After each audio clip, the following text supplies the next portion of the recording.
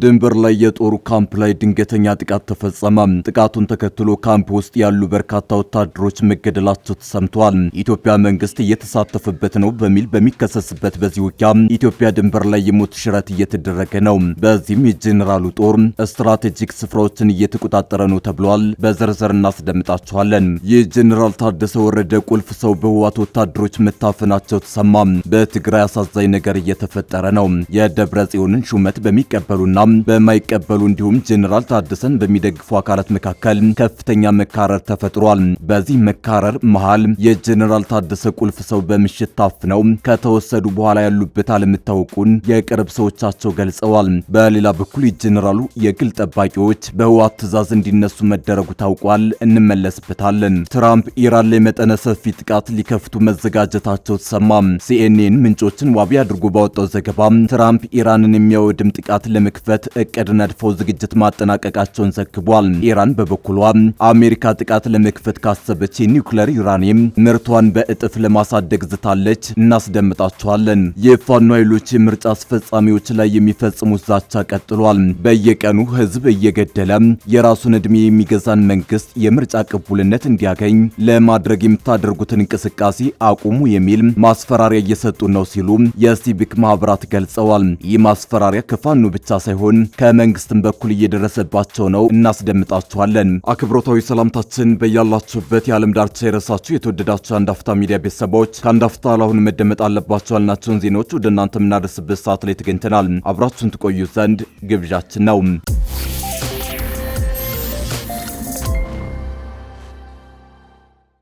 የጄኔራል ታደሰ ወረደ ቁልፍ ሰው በህወሓት ወታደሮች መታፈናቸው ተሰማ። በትግራይ አሳዛኝ ነገር እየተፈጠረ ነው። የደብረ ጽዮንን ሹመት በሚቀበሉና በማይቀበሉ እንዲሁም ጄኔራል ታደሰን በሚደግፉ አካላት መካከል ከፍተኛ መካረር ተፈጥሯል። በዚህ መካረር መሃል የጄኔራል ታደሰ ቁልፍ ሰው በምሽት ታፍነው ከተወሰዱ በኋላ ያሉበት አለመታወቁን የቅርብ ሰዎቻቸው ገልጸዋል። በሌላ በኩል የጄኔራሉ የግል ጠባቂዎች በህወሓት ትዕዛዝ እንዲነሱ መደረጉ ታውቋል። የጄኔራል ታደሰ ወረደ ጊዜው አስተዳደር የፕሬዝዳንት ጽህፈት ቤት ፕሬስ ሴክሬታሪያት ኃላፊ የነበሩት ዶክተር ገብሩ ካሳይ መታፈናቸው ታውቋል። ትናንት ምሽት በታጣቂ ኃይሎች ከመኖሪያ ቤታቸው ተገደው የተወሰዱት ዶክተር ገብሩ ከህግ አግባብ ውጪ መያዛቸውን ወዳጆቻቸው ገልጸዋል። የህወሓት ወታደሮች ዶክተር ገብሩን በቤተሰቦቻቸው ፊት ያለምንም ህጋዊ ትዕዛዝ እያንገላቱ በኃይል ወደ መኪና በመጫን እንደወሰዷቸው ተነግሯል። የጄኔራል ታደሰ ወረደን አቋም በሚዲያ የሚያሰራጩት የባለስልጣኑ አያያዝ በመቀሌ ከተማ የተፈጠረውን ውጥረት ይበልጥ አባብሶታል። በምሽት ከቤታቸው የተወሰዱት ባለስልጣኑ እስከ ዛሬ ረፋድ ድረስ የገቡበት አልታወቀም ነበር።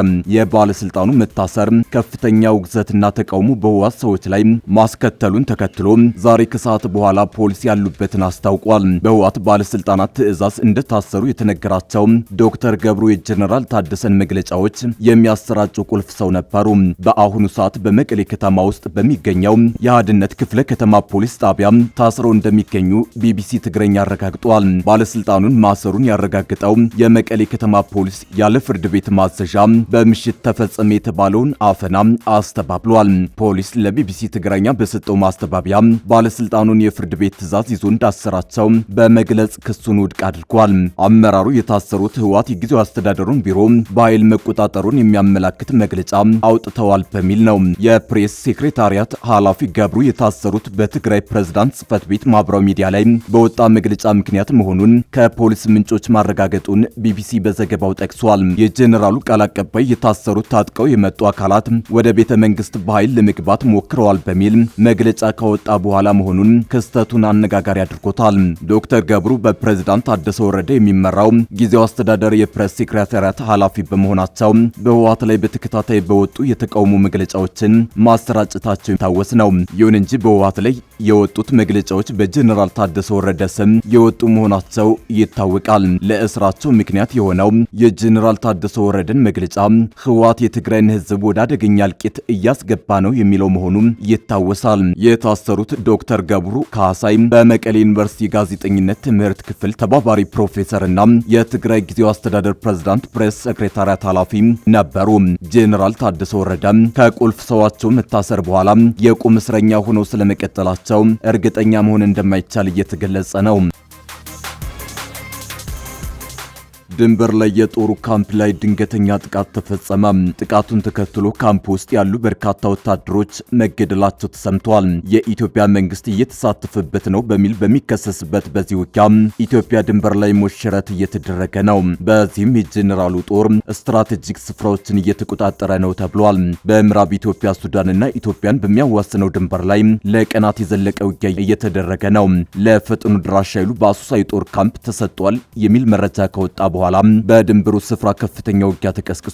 ከሳምንታት በፊትም የሱዳን ጦር ወደ ኢትዮጵያ ግዛት የድሮንና ሮኬት ድብደባ ፈጽሟል። ባለፈው ሳምንት ደግሞ ከባህር ዳር የተነሳ ድሮን በካርቱም ኤርፖርት ጥቃት ማድረሱን የአልቡርሃን ጦር ከሷል። በዚህም የሁለቱ ሀገራት ውጥረት የተባባሰ ሲሆን የሱዳን ጦርም በሁለት አቅጣጫ ጦሩን ወደ ኢትዮጵያ ድንበር አስጠግቷል።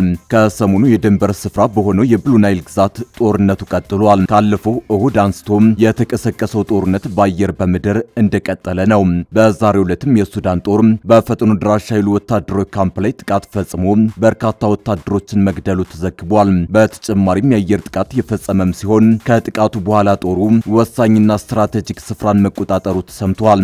የሱዳን ጦርነት በእንዲህ መልኩ ወደ ኢትዮጵያ እየተስፋፋ ባለበት ወቅት የተባበሩት መንግስታት ድርጅት ማስጠንቀቂያ አውጥቷል። የተባበሩት መንግስታት ድርጅት የሰብአዊ መብቶች ከፍተኛ ኮሚሽነር ቮልከር ቱርክ እንደገለጹት እንደ አውሮፓውያን አቆጣጠር ከጥር እስከ ሚያዝያ 2026 ባሉት ወራት ውስጥ ለተከሰቱት ከ80 በመቶ በላይ ለሚሆኑ የሲቪል ሰዎች ሞት ምክንያት የድሮን ጥቃቶች ናቸው።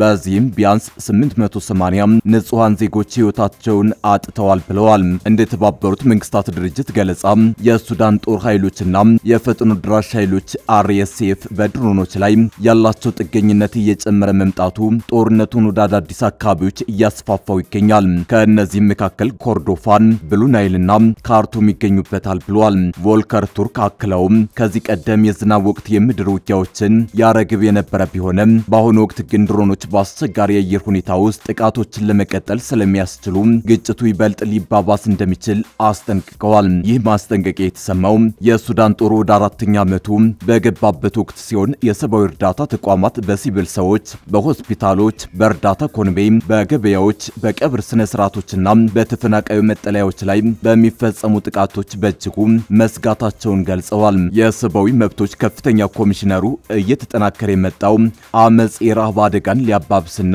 ቀድሞውኑ የተገደበውን የሰብአዊ እርዳታ አቅርቦት ሊያስተጓጉል እንደሚችልም አስገንዝበዋል። ዓለም አቀፉ ማህበረሰብ በተለይ የተራቀቁ ድሮኖችን ጨምሮ ለማንኛውም ተዋጊ ወገን የሚደረግን የጦር መሳሪያ ዝውውር በአስቸኳይ እንዲያቆም የጠየቁት ቱርክ በሲቪል ሰዎችና መሰረተ ልማቶች ላይ የሚፈጸሙ ጥቃቶች እንደተለመደ ድርጊት መታየት እንደሌለባቸው አሳስበዋል። ፕሬዚዳንት ዶናልድ ትራምፕ ኢራን ላይ መጠነ ሰፊ ጥቃት በድጋሚ ለመጀመር አጥብቀው ማሳሰባቸው ተሰማ።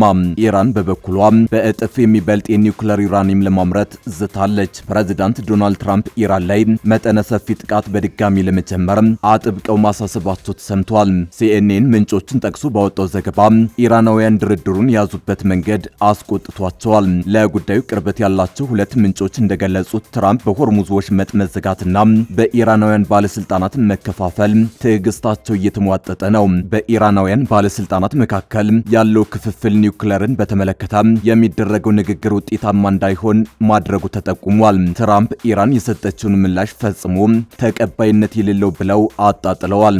አሜሪካ በቀጣይ የምትወስደውን እርምጃ በተመለከተ በዋሽንግተን ባለስልጣናት ውስጥ የተለያየ አቋም መወሰዱን የሲኤንኤን ምንጮች ጠቁመዋል። የአሜሪካ መከላከያ ሚኒስቴር ኢራን ላይ ጫና ለማሳደር ኢላማዎችን ለይቶ ጥቃት መሰንዘርን እንደ አማራጭ እንደሚወስድ ተገልጿል። በሌላ በኩል ለድርድር እድል የመስጠት ፍላጎት ያላቸው እንዳሉ ተጠቅሷል።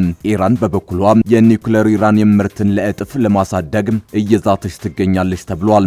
ኢራን በድጋሚ ጥቃት የሚፈጸምባት ከሆነ መሳሪያ ለመገንባት በሚያስችል የጥራት መጠን ዩራኒየም ማበልጸግ እንደምትጀምር ማስታወቋን ሮይተርስ የዜና ወኪል ዘግቧል። በኢራን ምክር ቤት ንግግር ያደረጉት የብሔራዊ ደህንነትና የውጭ ጉዳይ ኮሚቴ ቃል አቀባይ አቀባይ ኢብራሂም ራይዚ ኢራን ጥቃት ከደረሰባት ዩራኒየም በ90 በመቶ ደረጃ እንደምታበለጽግ አስታውቀዋል። ቃል አቀባዩ በኤክስ ገጻቸው ኢራን ሌላ ጥቃት ከተፈጸመባት እስከ 90 በመቶ ማበልጸግ አንድ አማራጭ አድርጋ ትወስዳለች፣ ጉዳዩን በምክር ቤት እንወያይበታለን ብለዋል። ከስምምነት ላይ ለመድረስ አሜሪካ የኢራንን መብት ከማክበር ውጪ ሌላ አማራጭ የላትም ያሉት ደግሞ የኢራን አፈ ጉባኤ ሙሐመድ ባጋር ጋሊባፍ ናቸው። ፕሬዚዳንት ትራምፕ ጦርነቱን ለማስቆም ከኢራን በኩል በተሰጠው ምላሽ ደስተኛ ለመሆናቸውን በተመለከተ ሰኞ ዕለት የተኩስ አቁሙ በቋፍ ላይ መሆኑን ከተናገሩ በኋላ ነው አፈ ጉባኤው በማህበራዊ ሚዲያ ላይ የሀገራቸውን አቋም ያሳወቁት። ጋሊባፍ በኤክስ ገጻቸው ላይ በእንግሊዝኛ እንደጻፉት ሌላ የትኛውም መንገድ ተከታታይ ውድቀትን ከማስከተል ውጪ ምንም አይነት ውጤትን አያስገኝም። ነገሩ እየተራዘመ ሲሄድ ከአሜሪካውያን ታክስ ከፋዮች ኬስ የሚወጣውን ወጪን ይጨምረዋል በማለት አሳስበዋል። የኢራን ምክር ቤት አፈ ጉባኤ ጋሊባፍ ከዚህ ቀደም ብሎ ባሰራጩት የማህበራዊ ሚዲያ መልእክት ኢራን ለየትኛውም ሁኔታ ዝግጁ መሆኗን አስታውቀው ነበር። በአማራ ክልል የሚንቀሳቀሱ የሲቪል ማህበረሰብ ድርጅቶች በምርጫ ጉዳይ ላይ በሚያደርጉት እንቅስቃሴ ማስፈራሪያና ጫና እንደሚደርስባቸው ገለጹ። ግንቦት 24 የሚካሄደውን 7ኛ ሀገራዊ ጠቅላላ ምርጫ አስመልክቶ በአማራ ክልል እንቅስቃሴ የሚያደርጉ የሲቪል ማህበረሰብ ድርጅቶች የተለያዩ ማስፈራሪያዎች እንደሚደርሱባቸው ኢትዮጵያ ኢንሳይደር ዘግቧል። ለደህንነታቸው ሲባል ስማቸው እንዳይጠቀስ የጠየቁ እነዚህ የድርጅቱ አመራሮች ማስፈራሪያና ጫናው ከሁለቱ ወገን የሚመጣ ነው ብለዋል። በባህር ዳር የሴቶችን ፖለቲካ ተሳትፎ መሰረት አድርጎ የሚሰራ የአንድ ድርጅት አመራር የሆኑ ግለሰብ እንደሚሉት ሴቶች በምርጫ ሂደት ውስጥ ሊኖራቸው የሚገባውን የተሳትፎ አይነትና መጠን የሚያስተምር ፕሮጀክት ላይ ሴቶችን አሰለጠንን የሚል መረጃ በራሳችን የማህበራዊ ትስስር ገጽ ላይ ካጋራን በኋላ ተደጋጋሚ ስልኮች ተደውለውብናል በማለት ገልጸዋል። አመራሯ ሲያብራሩ በየቀኑ ህዝብ እየገደለ የራሱን ዕድሜ የሚገዛን መንግስት የምርጫ ቅቡልነት እንዲያገኝ ለማድረግ የምታደርጉትን እንቅስቃሴ አቁሙ የሚል ማስፈራሪያ ነው የሰጡን ካሉ በኋላ ይህ ማስፈራሪያ የመጣው ፋኖ ተብለው ከሚጠሩትና በክልሉ ከመንግስት ጋር ግጭት ውስጥ ካሉ አካላት በስልክ እንደሆነ አስረድተዋል።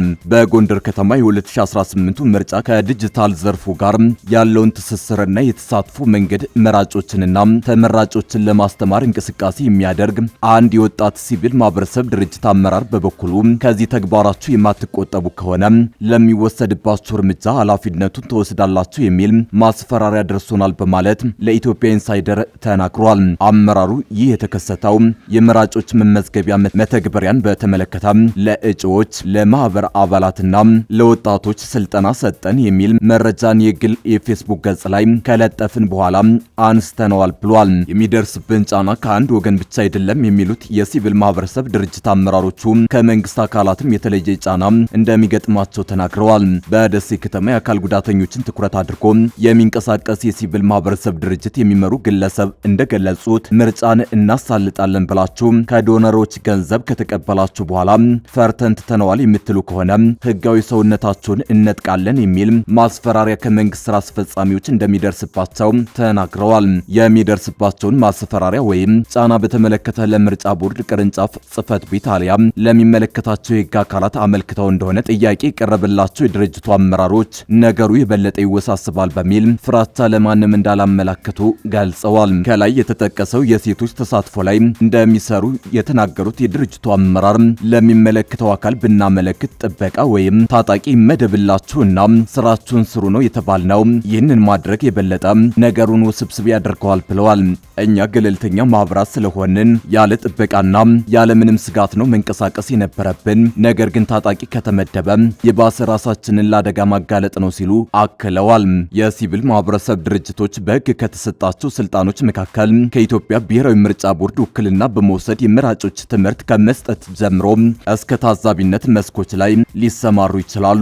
ይሁንና አሁን በአማራ ክልል እየገጠማቸው ያለው ማስፈራሪያና ጫና እነዚህ ሚናዎች ለመጫወት እንዳላስቻላቸው ኢትዮጵያ ኢንሳይደር ያነጋገራቸው የሲቪል ማህበረሰብ ድርጅቶች ገልጸዋል።